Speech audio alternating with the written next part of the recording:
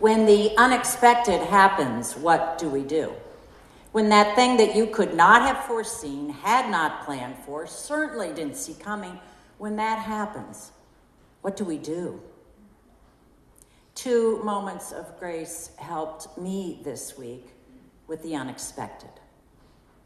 Because I'll be honest, most of this week I felt a little unsteady due to unexpected news. It was as if I were in a canoe and it had suddenly been hit by some unexpected waves sloshing over the side.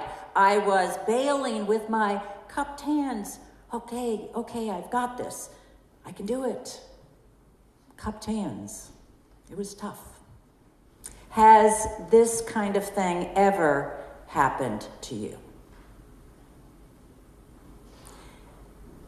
Most of you know that on Tuesday, January 9th, our member Herman Warner died, and most of us in the church who knew him were caught off guard. We'd seen him just a few days before, thought we'd see him again soon, would pick up that conversation that we'd intended to have with him. I mean, he came every Tuesday to the parish house, to a small prayer group that meets in my office. Every Wednesday, the congregation that gathers up here for communion would be with him. I was sure that I had given him a chunk of that beautiful, sweet challah bread, hadn't I? But 2 weeks ago from today, on Sunday morning, while we all were here, Amy Meyer left me a text. Herman was in the ICU, perhaps from a fall, maybe a stroke. 2 days later, he breathed his last. And if you didn't know Herman, I'm sure you've known someone like him in your life, here and then unexpectedly gone. Herman, the architect and photographer who moved on into the next chapter of beauty some of us call heaven. He moved on Tuesday, January 9th, late in the afternoon. And Wednesday night, another unexpected call came on my phone, this time from my son-in-law. Our daughter was in the hospital and needed to stay. Just a few complications. She'd be okay. Would we come in the morning? Because their baby would probably be born 3 weeks early. I didn't sleep much that night. And many of you already know the joyous outcome of that second call. Our first grandchild, a little girl, healthy, miraculous, born into this life within 48 hours of Herman's passage from it. And slowly, as I've shared with some of you, I began to notice that my canoe was taking on water. There were large waves washing into it. They were from the freighter of Herman's death that had passed so nearby.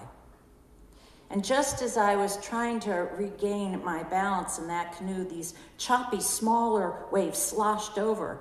There was a little red motorboat zooming by, joyously bouncing. Its occupants were waving merrily to me, and I waved back. I had this oar. It was kind of awkward. Congratulations. Oh, thank you. But there were 4 or 6 inches of water in the bottom of my canoe, weighing me lower and throwing off my balance. Unexpected waves, good and bad. I'm cupping my hands together, starting to bail. Unexpected things can rise up, either painful or joyful, and sometimes they tip us off balance. Maybe you feel like you too are being threatened to be spilled into Cape Cod Bay. It happens with hard, unplanned things. The bad diagnosis after years of remission. The dislocation that comes when a job is lost, clients don't follow through, a retirement begins. There's some new place that you have to move into, or any death, however peaceful it was, and your canoe takes on water. Surprising good news can lurch you to the side too, and that's what was unexpected for me. What if you make an offer and then it's accepted and you hadn't thought it would be? There's a reconciliation that's been achieved, and now there's a relationship that had been long on the back burner that you need to attend to. All of these moments where you had assumed you knew what would happen clash with the reality you'd expected, threatening to swamp a canoe. My first moment of grace, as I was trying to regain some balance, came through music, as it so often does, through a few words that kept repeating, "New every morning is the love." This piece was sung by our choir this morning as our introit and will be sung again tonight at the concert. It was a gift of grace for me. New every morning, new every morning, is the love. New every morning is the love. Awakening and uprising fruit, sweet and dark, the safely brought, restored to life and power and thought. New every morning, new every morning, is the love.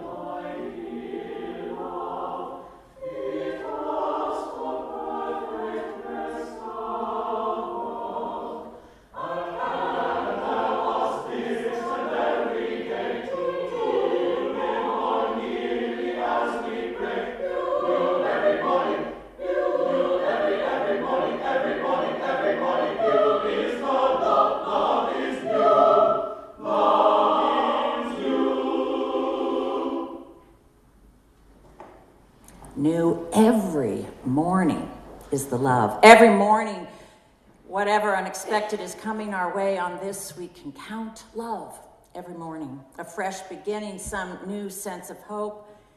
Love will be here in the morning when you wake and when you begin again. How much we need this hope, how much I needed it when life was feeling wave-tossed. A second moment of grace came later this week. I was with a member of this church, and I was discussing that music, the concept, new every morning is the love. And she said, "That's how I feel." "Really?" I asked. Say more. Well, she explained, every morning is new for me. I'm amazed that I'm alive each morning. Another fresh beginning. My whole life is that way. My whole life is a second chance. And her story began to unfold about her unexpected news when she'd gotten cancer. It had nearly claimed her life. I had no choice over that, she said. It just was. Whatever I had thought my life would be, I just had to deal with it, play the hand that had been dealt, of course. But the final attempt to keep her alive required a stem cell transplant. And at that stage, she said, I was forced to give up control. What I thought my life would be didn't matter. For any chance of survival, I had to be drained of all my stem cells. I had to be drained of my bone marrow. I had to let them all be killed off, so I no longer had any immunities at all. I could die from the smallest germ. And then she said they take what looks like just a simple pouch of blood and they infuse it in my body through a port, and the stem cells from this other person know where to go. They know what they have to reproduce, what my body needs. It's miraculous, just all beyond our control. Now, she said, I am alive and I think I'm here for some reason. I was given a second chance. What makes me most curious now, what I want to know more about is God, to understand this energy that seems to be at work in the world. It's what I want to get to know more. When you're brought near death, as I was, she said, and then you come back to life, it's as if every day is Easter, every life fresh again, every morning a chance again, every new day. You every morning, you every morning is the love. I thought about these sudden, unexpected lurches in our lives and what we do about them when I read our texts today. There we are in the city of Nineveh, notorious for its evil ways. And God's prophet Jonah never even gets to town center. He suddenly finds the city dwellers donning sack and ashcloth. "You're right, Jonah," they cry. "Forgive us, God. We'll change our lives right away." And Jonah adjusts his hearing aids to make sure he's heard. No backtalk, no excuses, all those people turning on a dime. Nineveh's decision to begin a fresh, new morning and God's prompt assurance of pardon make Jonah's head spin. It happened so quickly. In Mark's gospel, there's also this startling development, isn't there? No reasonable person could have predicted it. Jesus strides past some people, says, "Follow me," and some do.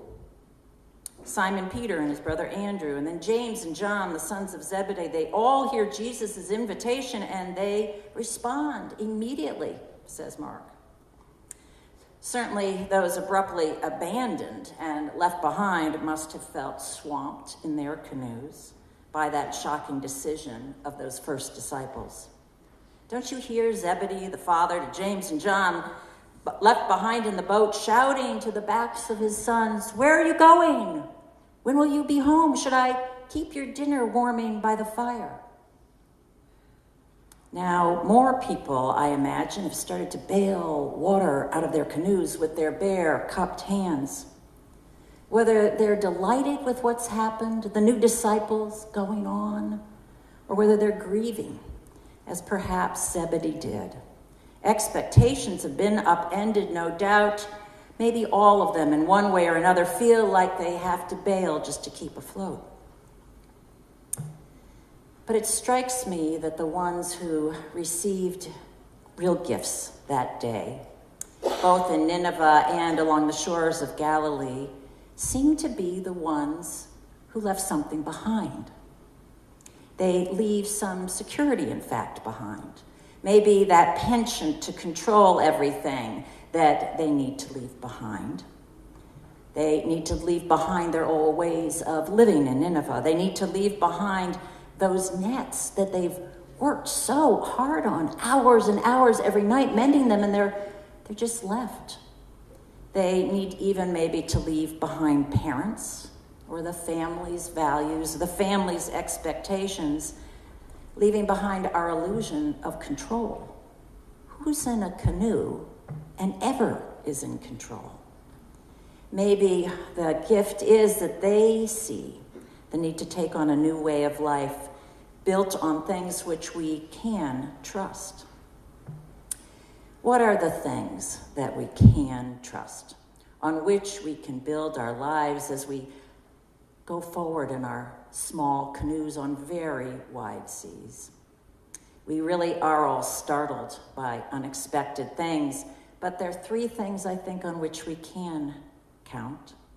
Love renewed, offered fresh every morning.